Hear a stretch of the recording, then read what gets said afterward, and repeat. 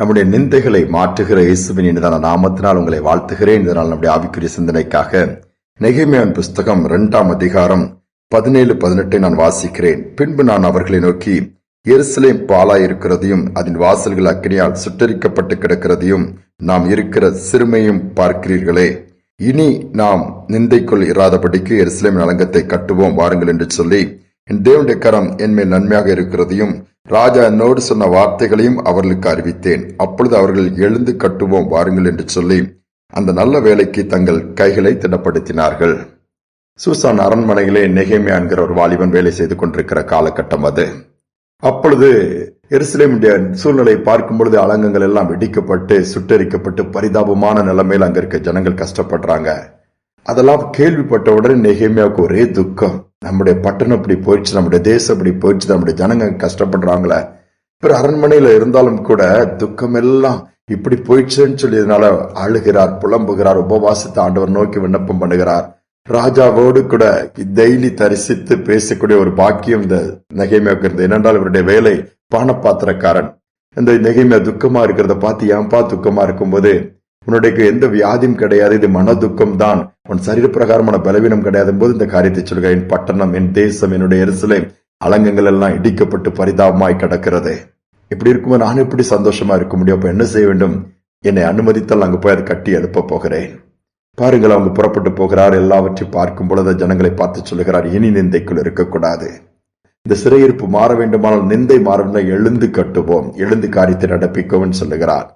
அப்படியே ஜனங்கள் கீழ்ப்படுகிறார்கள். அதே இடத்திலே 52 நாட்களிலே அலங்கங்கள் கட்டி எழுப்பப்படுகிறது. முடித்து விடுகிறார். எதிர்ப்புகளின் மத்தியிலும் போராட்டத்திலே செய்து முடிக்கிறார். நிந்தை மாறுகிறது. அநேக நேரம் நம்முடைய குடும்பங்களில் உள்ள சூழ்நிலை பார்க்கும் பொழுது, பிள்ளைகளுடைய வாழ்க்கையில் நடக்கிற சம்பவங்கள் நம்மை பாதிக்கிற, அநேக பெற்றோர்களை பாதிக்கிறது. அல்லது குடும்பத்தில் இருக்கிற கஷ்டம், கடன் பிரச்சனை, தொழிலில் ஏற்பட்ட நஷ்டம், வியாதியினால் ஏற்பட்டுகிற பலவீனங்கள், அதனால் ஏற்படுகிற செலவினங்கள், இழப்புகளை சடுதியில் சந்திக்கும் பொழுது அந்த குடும்பங்களே சிலந்து பட்ட மரம் போல அல்லது காய்ந்து போன மரத்தை போல சோர்ந்து போய் இருக்கிறதை தான் பார்க்க முடிகிறது. மற்றவர்கள் அலட்சியம் பண்ணுவார்கள், அற்பமா எண்ணுவார்கள். நிந்தையான சொல் நம்முடைய காதுகளில் வந்து விழும் பொழுது, இப்படிப்பட்ட ஒரு நிந்தையின் பாதை ஒரு வாழ்க்கை வாழ வேண்டுமா என்று சொல்லி யோசிக்கக்கூடிய குடும்பங்கள் ஏராளம் உண்டு. ஆனால் ஆண்டவர் சொல்லுகிறார், தே நிந்தனைக்குள் நீங்க வாழ நான் விரும்புவதில்லை. அது மாற வேண்டுமானால் நீங்கள் எழுந்து காரியத்தை நடப்பிக்க வேண்டும். ஒரு குடும்பத்தில நல்ல திருமணத்திற்கான வேலை நடந்து கொண்டிருக்கிறது. அப்பொழுது அந்த குடும்பத்தில் உள்ளவர்கள் பெயரெல்லாம் எழுதுகிறார்கள். எல்லாருக்கும் அந்த இன்விடேஷன் கொடுத்து அன்போடு கூட நீங்கள் திருமணத்தில் கட்டாயம் வர வேண்டும் என்று சொல்லுகிறார்கள். அவர்கள் குடும்பத்தை சார்ந்த ஒரு குடும்பம், அதாவது சொந்தக்காரர்கள், நெருங்கின உறவினர் அதிகமான நஷ்டத்தை சந்தித்து ரொம்ப ஏழ்மையில, சாப்பாட்டுக்கு கூட கஷ்டம். சரி, உறவினர் என்கிற முறையில் அவர்களுக்கும் கார்டு கொடுக்கப்படுகிறது.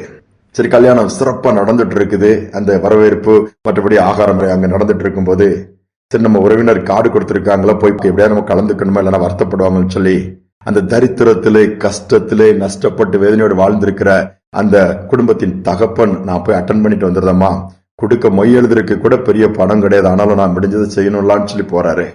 அவருடைய ஆடையோ மிகவும் பழுமையானதா, அது ஒரு அயன் பண்ணாதபடி சுருக்கடித்து ஒரு மாதிரி, அதே மாதிரி ஒரு வேஸ்டியும் கட்டிட்டு ஒரு சட்டையும் போட்டு போய் உட்கார்றாரு. எல்லாரும் இருக்க மாதிரி போகும்போது அவர் அங்க உட்கார விடல.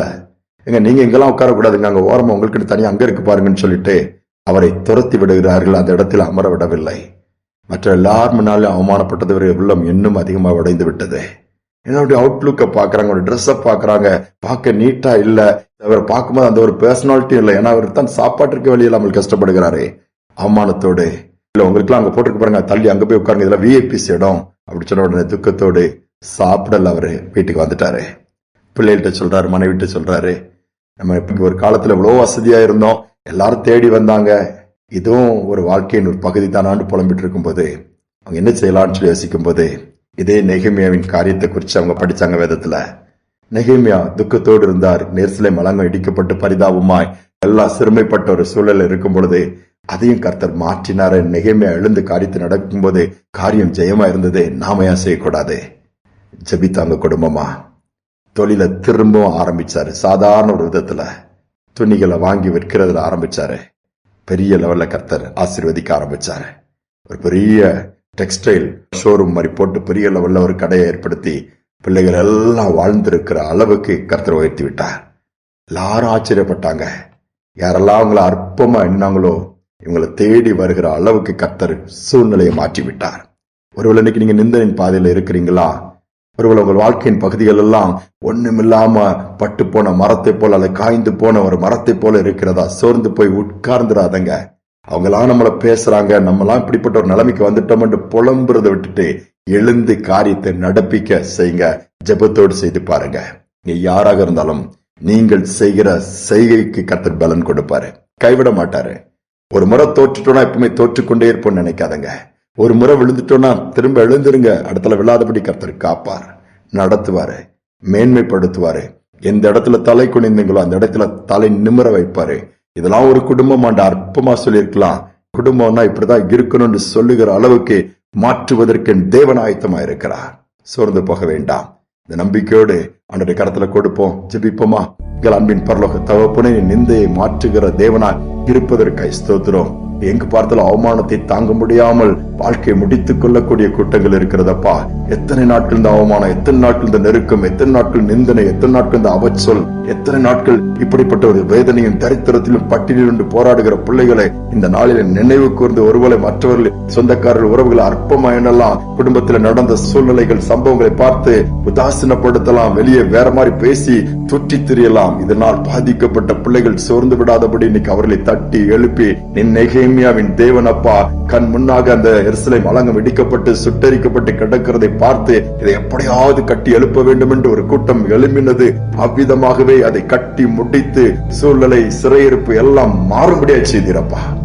அதே போல இதை கேட்டுக்கொண்டிருக்கிற பிள்ளைகள் வாழ்க்கையிலும் மீண்டும் ஒரு வாய்ப்பு உண்டாகட்டும், மீண்டுமாய் துளிர் விடட்டும், மீண்டுமா இந்த மரம் செழிக்கட்டும் அப்பா, பூக்கட்டும், காய்க்கட்டும், கனி கொடுக்கட்டும். இந்த பாக்கியத்தை கொடுப்பதற்காக ஸ்தோத்திரம். தாழ்த்தி ஒப்புக் கொடுக்கிறேன். துதி கனமை மேலாம் செலுத்துகிறேன்.